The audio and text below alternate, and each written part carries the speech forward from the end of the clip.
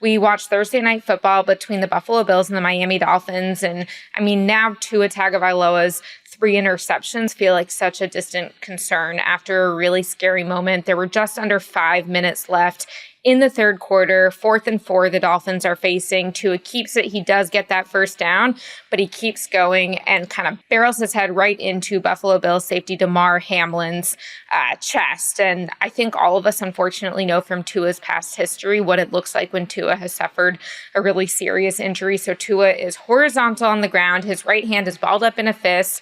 The fencing response that is associated with traumatic brain injury.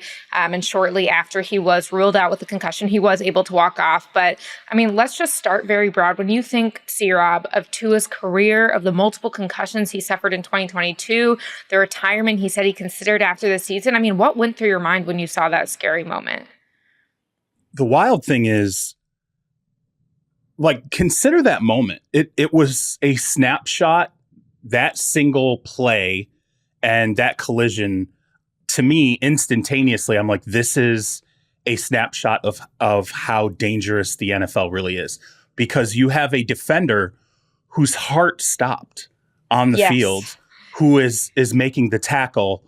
And then you have a quarterback who, as you said, in 2022, he had severe concussions, 2 severe concussions in the expanse of like 4 days that nearly ended his career. And I'm like, just the fact that it's these 2 people running into each other in this moment. And then we see Tua on the ground again, as you said, the fencing posture. Yeah, I mean, it's frightening. It was frightening even when Tua took off. You know, it's 4th down, and it's one of those plays where clearly it's instinctual. You're trying to make a play to continue this drive. There's some desperation at that point in sort of how he's playing.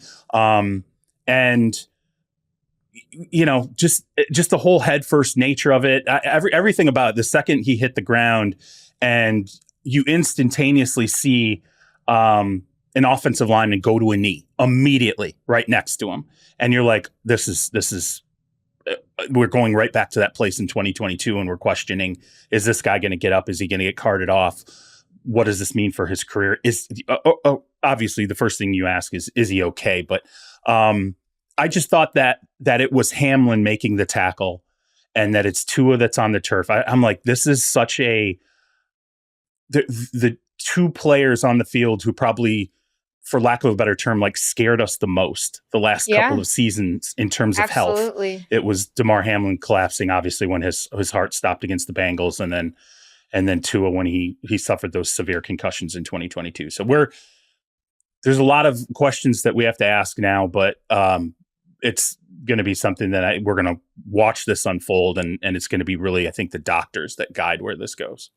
No, I mean, I think in this like really awful way, you kind of like couldn't draw it up any more scary for the audience. I said the same thing I put in our Slack channel, like, why did this have to happen to Damar Hamlin? And you just feel for Damar that he'd worked through the PTSD of his heart stopping on the field.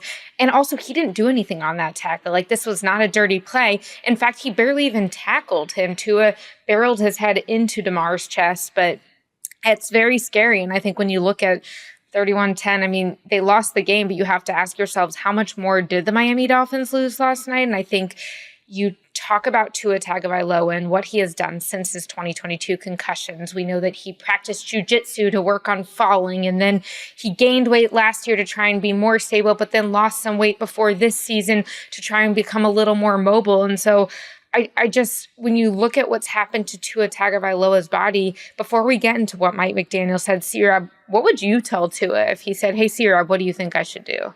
Well, circumstances have changed for him. He's on the other side of that $212 million contract extension, right? And right now, as it stands, there's $124 million in injury guarantees that are on the table there. If doctors say you can't safely continue your football career, I would say to him, this is between you and your family.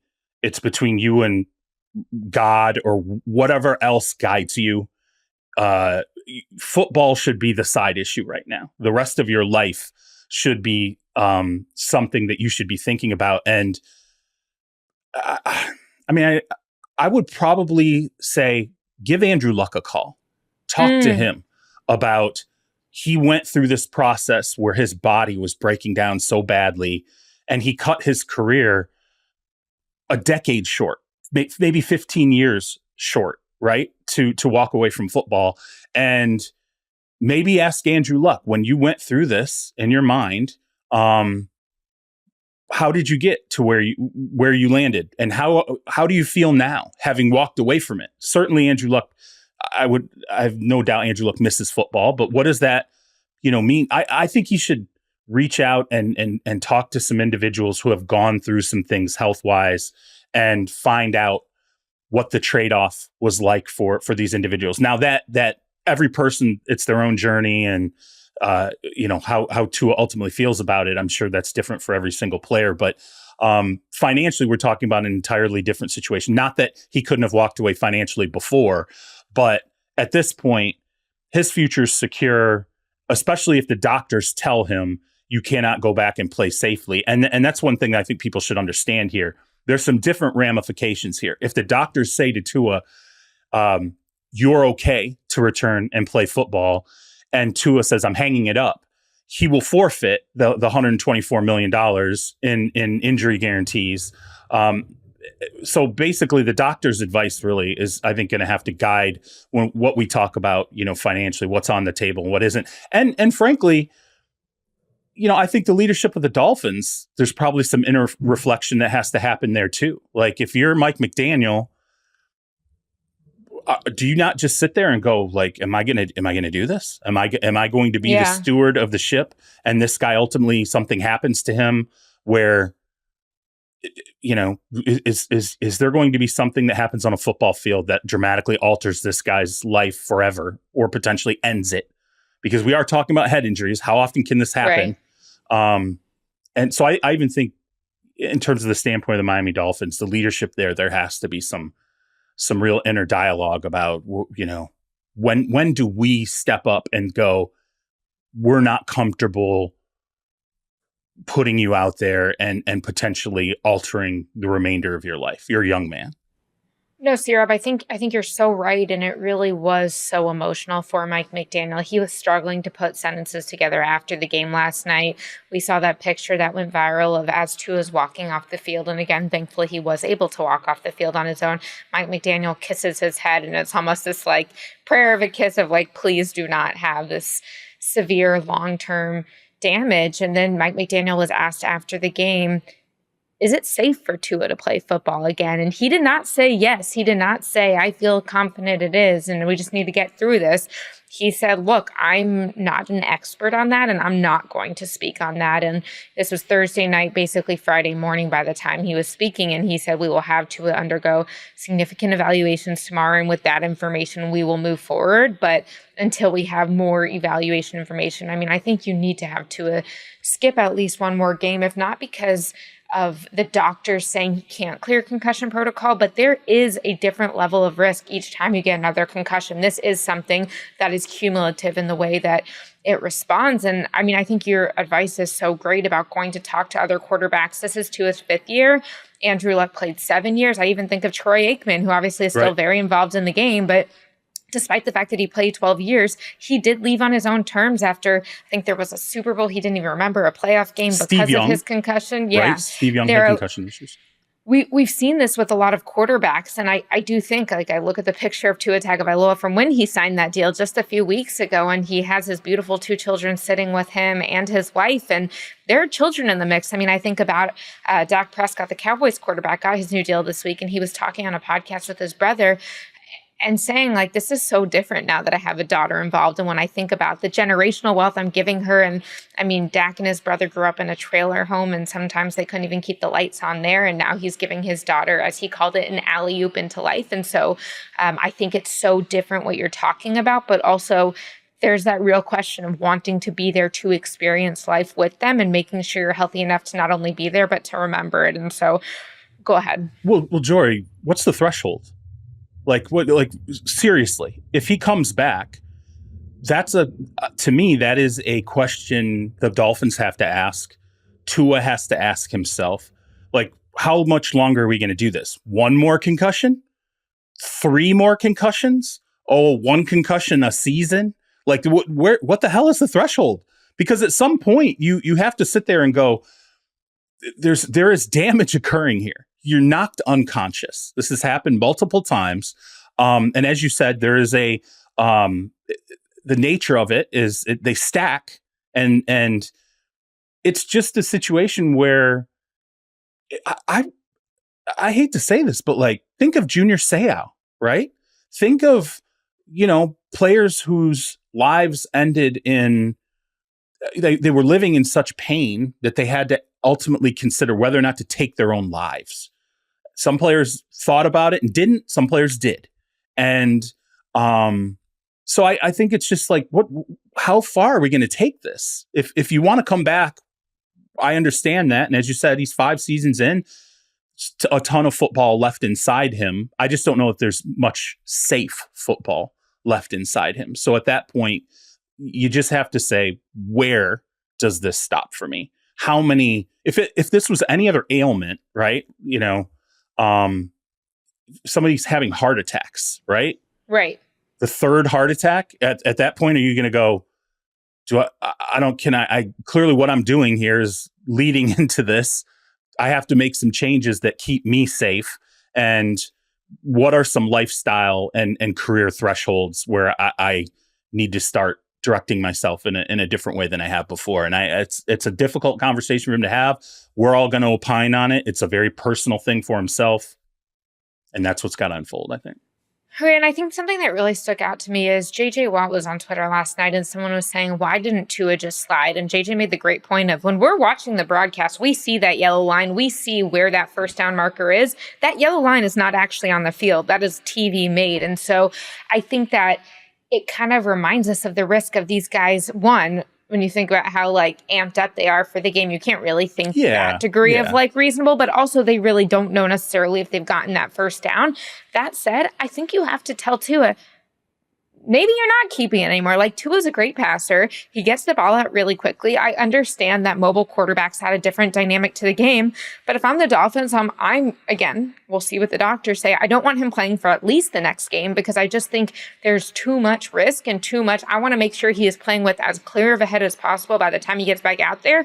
And I am going to put restrictions on the way he's playing. Like, I know that you've seen guys who have tore their ACL or something else, and they're like, no, it's part of who I am. This is not a limb. This is your brain. You get one of them, and you can't repair it in the same way that you can repair a knee. And the concussions have come in different ways, right? Like it's like he's been sacked and, thrown to the ground. There's a concussion. Now he's got a concussion running into someone. There's no obvious pattern where you can go, well, you're doing this one thing and it's causing it. No, you're playing football. You're slamming your body into other large bodies and at rates of speed. And so I think do you start wearing the guardian cap? Are you the first quarterback to wear the guardian cap every time out? What other ancillary measures are there to potentially protect him? Because he's taken other measures up until this point, and now we're back here again. And that's another thing. We're back in 2022 again. The next time he steps on the field, we're all going to be holding our breaths all over again. We're all going to be sitting there going, every single hit, oh God, oh God, oh God. And here's another thing too, like, what if you're a defender, right? Yeah. And what if, let's say, God forbid, you come off the edge free. You're uncovered. Someone blows it, right? And you got a shot on Tua. If I'm a defender, I don't know how in my mind I'm not thinking, man, I have to hit this guy a certain way because I do not want to end his career. Like, I don't want to hurt this guy in a way that it's going to haunt me the rest of my life. I really, truly believe that I'd be curious to hear some of these defensive players that are in the game right now. If you have a free shot on Tua, do you think it's going to enter your mind, hey, like, I don't want to be the guy who does this?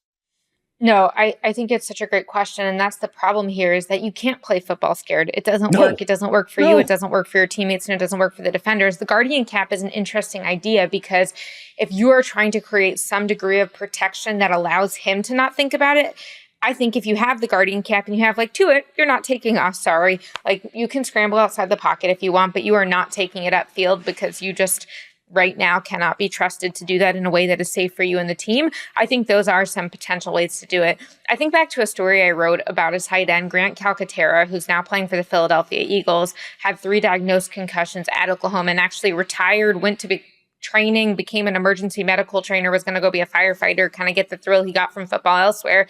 And then ultimately decided to come back and got a doctor's letter that it was safe for him to come back. He played at SMU and now he's been playing for the Eagles for a few years. And again, Grant is wonderful. His family's wonderful. I spent time with them writing the story, but he got another concussion last year. And I'm like, I don't like this. Like, it's not my choice, but I do not like that this happens again. And again, when we say someone like Grant, 4 diagnosed concussions and someone like 2 or 3 diagnosed, I always qualify it as diagnosed because they are having way more concussions on the field than is diagnosed. I mean, by one definition, a concussion is when your brain hits your skull, and that's happening all the time in football plays. But I do think that you just really, if you're the Dolphins leadership, in my opinion, have a responsibility to save Tua from himself. And I'm not saying that means don't let him play, but it does mean consider in what ways you're letting him play. Yeah, but again, it's not realistic to put guardrails in for a quarterback, right? Because you can say you're no longer allowed to run. Like, you can say that you're no longer allowed to run. Well, if you say that, it's going to get out, and then other teams are going to go, okay, well, defensively, we just might as well, we're in a situation now where we can scheme a certain way because we know Tua is now basically not allowed to run.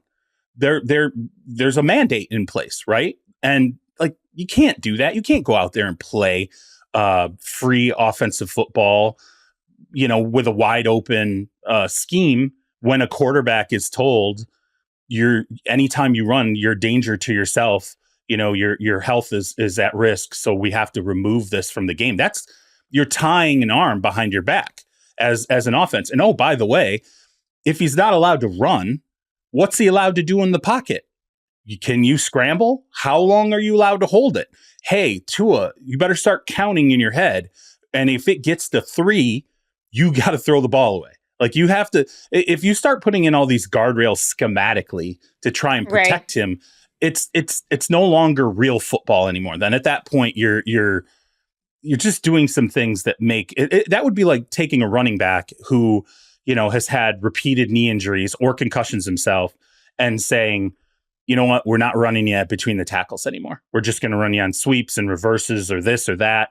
You just can't do that. It's not feasible. So there's a lot of questions to be answered here. And again, we just keep going back to 2022. And it was funny because when the offseason came and he was signing that contract extension, and you go through these training camps, and I had a lot of conversations with like GMs and coaches about the quarterback deals because there were so many of them in the offseason. And we talked about the element of risk, right? And I remember 2 conversations in particular that really stuck out. One was, geez, Jordan loves getting a lot of money on a short resume.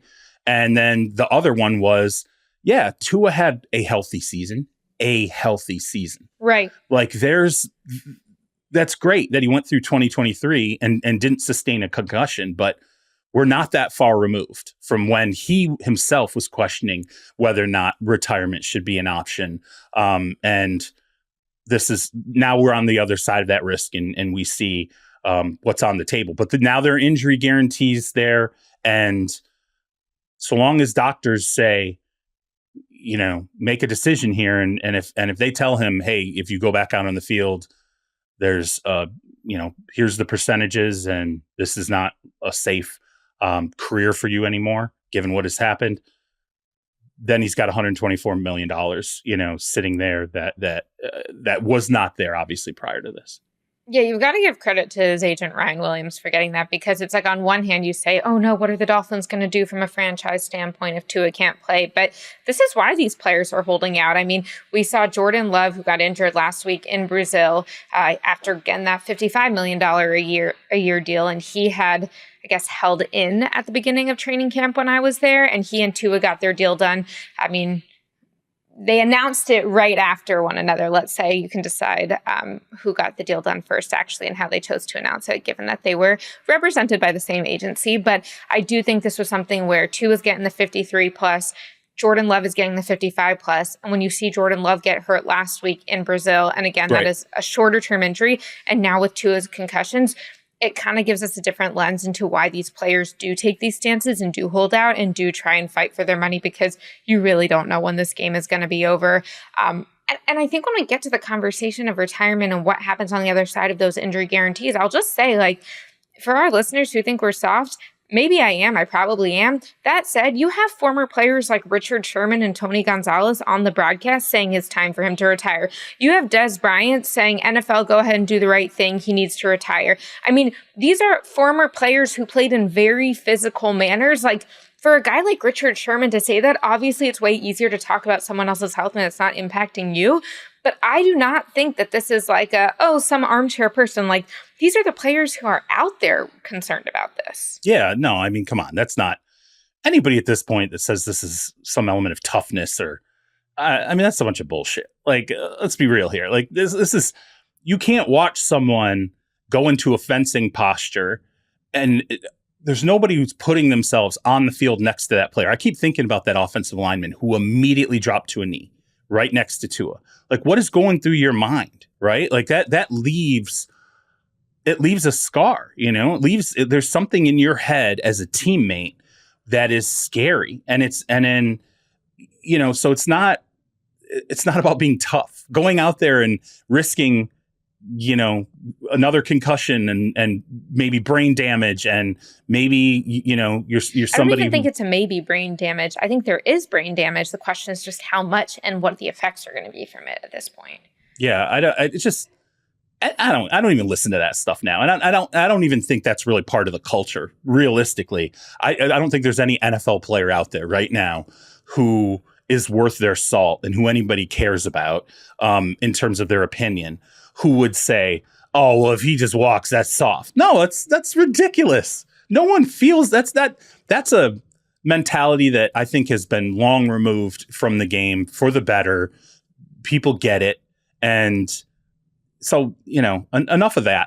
One thing I do want to say about the way he was playing, by the way, this morning I started to go through that game again. And I will say this, his worst pick that he threw toward Robbie Anderson, the receiver went the wrong way on the play.